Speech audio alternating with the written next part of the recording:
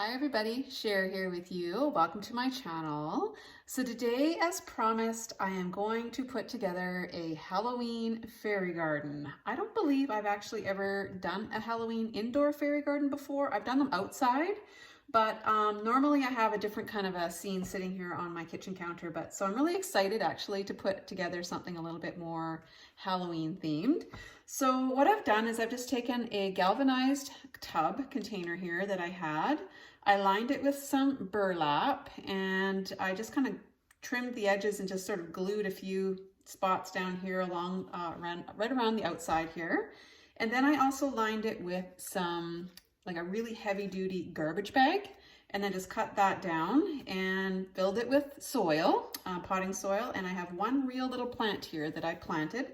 I can't remember the name of this one. I think it's just some kind of a tropical plant that I found at one of my local grocery stores in their floral department. Typically, any of the plants that I have in my fairy gardens that are sitting right here do awesome because I have this under cabinet lighting and it really, really likes that. They grow really, really well here. I'm gonna probably need to water this every, 2 weeks or so. And when I do that, what I do is I just put something on the front of my pot here or my container so that it kind of tips it up a little bit and then all the water just kind of goes where it's needed. And yeah, that way it doesn't spill out all over the place. And you also need to be careful because there's no drainage holes in these containers that I put in on the inside. And I don't want to overwater and, cause any problems with the roots and rotting and all that kind of stuff. So I'm gonna just go ahead and put this all together. I just had these really cute little kind of brownish colored rocks that I had gotten from Dollar Tree, and I just covered the soil. I don't typically like to see soil in any of my fairy gardens. I either cover it with moss or some kind of rocks or gravel or whatever, but I thought this would be a nice neutral color for my Halloween scene. So I also got these little things here from Dollar Tree the other day. I found these in their floral section, and I just cut some of them and just stuck them right down into the soil. And that's gonna be kind of my starting off point here. So I'm just gonna go ahead and just start adding some of my Halloween pieces and we'll see what we end up with. So the first thing I'm going to put in is this adorable little house. I've had this for a while. It actually has batteries in it and it does light up, although you're probably not going to be able to really tell. At the end of the video, I will insert a little clip of what this all looks like, and when everything's all lit up at night, it is going to look really cute, I think. I'm really excited to see what that's going to look like. So I'm going to tuck this little house just right here by this little tree. Now the reason I planted my plant kind of in the middle is because I'm kind of trying to think ahead, because I'm going to probably be switching this out shortly after Halloween, and I'm going to do like a winter Christmas scene in here. So this way, when I put my plant kind of in the middle and at the back, it gives me a lot of surface area here to work with, so I can put a lot of different other pieces in here, take all these ones out and pop some new ones in. And I do that a lot with my fairy gardens. I just keep the same plant and just kind of just keep going with it. So there we go. I've got my little house in place. I think that looks pretty good there. The next thing I want to do is I'm going to kind of just work my way from the back to the front. I have this adorable little scarecrow that I'm going to tuck, I think, in behind here, right here at the back. There we go. Cute. Hopefully he'll be able to be seen through all the trees. There we go. And then the next piece that I'm going to put in, I actually picked this up last year at Dollarama. It was $4. It also has batteries and it does light up. Again, I don't think you're going to be able to really tell. It's got this kind of purple green kind of color to it. So it's pretty spooky looking, and I love the way that looked in the big display that I had outside last year, but I'm not really doing a whole lot outside this year. I'm just going to kind of keep it to the minimum, then I don't have so much cleanup after. So yeah, I think he looks good kind of back in the corner there like that. So that's where we're kind of at so far.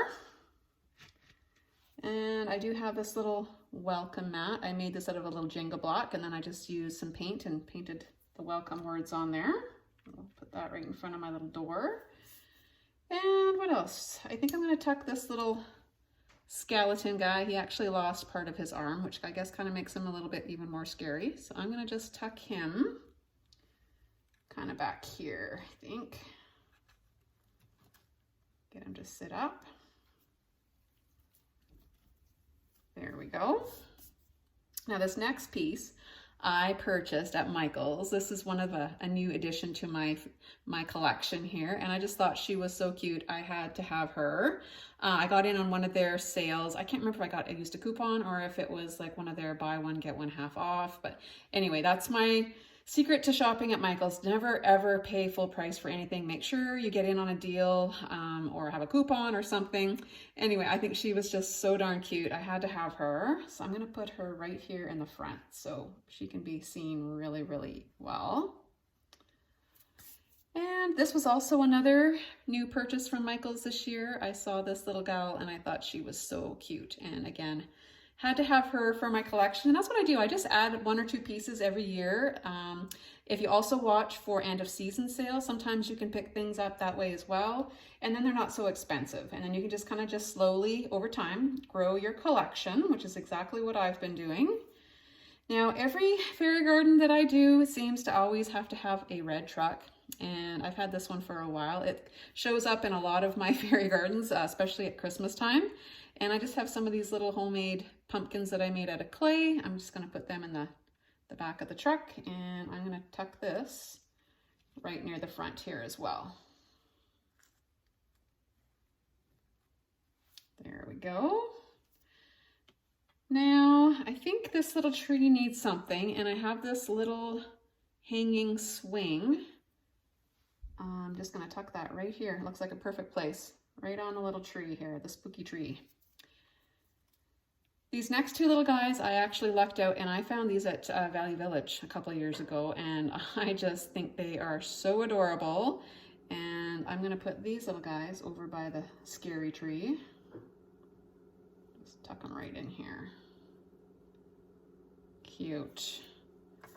I made a little hay bale just out of some raffia, and this kind of goes well with the burlap here, I think. I'm just going to put that just like that, and I think we're almost done. I tend to sometimes put too many things in my little scenes, and I'm starting to get to know that, you know what, sometimes less is more, and sometimes they just look too busy. So I'm just going to add a few more things. I have these scary little, creepy little mice. Maybe what we'll do is we'll stick one in here, kind of poking out of the tree. And this other little guy, maybe he can just sit over here. And then I just have a couple more little items. I think I'm going to add these. I made these as well out of clay and then just painted them and put the little jack-o'-lantern faces on them. And I think what I'll do is I'll just put these on either side of the little welcome sign. Here, put that there. All right, and I think that is pretty much all I'm going to put in there. The last thing I'm going to do is quite often what I like to do is use these mini little fairy lights, and I found these at Dollarama. They're actually orange, and they came in a purple strand as well, but I really love the orange for fall and Halloween. So I'm just going to add this to the perimeter here, and at night this will glow and just give it a really cool look here. Put my little mouse back. Maybe he can hold the lights down. There we go. All right, so that is everything. You saw how quick and easy that came together.